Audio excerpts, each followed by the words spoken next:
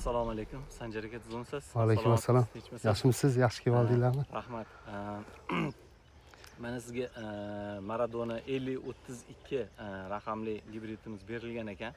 Shu gibrid haqidagi sizni fikr va mulohazalaringizni, yaxshi, yomon taraflarini, sizga yoqqan, yoqmagan taraflari bilan bir bo'lishsangiz biz bilan. Bu Maradona rosa palagi kasallikka chidamli bo'lar ekan. G'ovlashi ham yaxshi. Keyin hosili katta bo'lar ekan. Xil bo'lar ekan.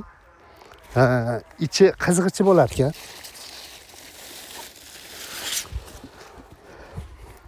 Ichi qizg'ich, keyin shirin.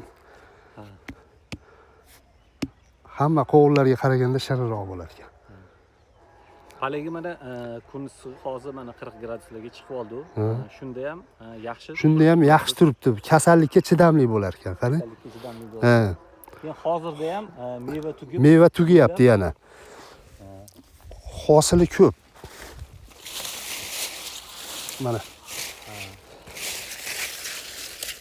Mana yangi hosillar bular. Yana mana uch tomonlardan yana solyapti mana. Pala baquvvat. Jaziramaga qaramagan. Jaziramaga, gullab yana tugib ketyapti. Tushunarli. Buni aprelda 5-ida ekkansiz. Aprelda 4-5larda ekkanmiz.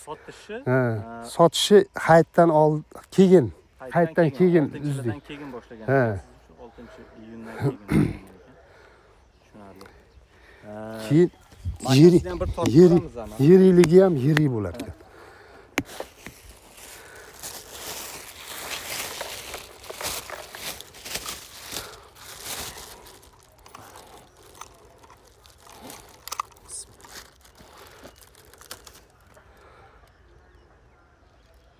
Besh kilo 840 gram.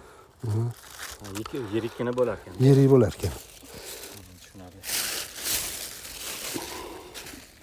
Pichoq olmabmiz-da.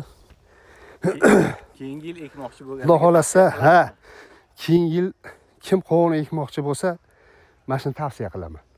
Rahmat. Rahmat, baraka toping. Salomat bo'ling, ishlaringizga rivoj. Aytganingiz kelsin.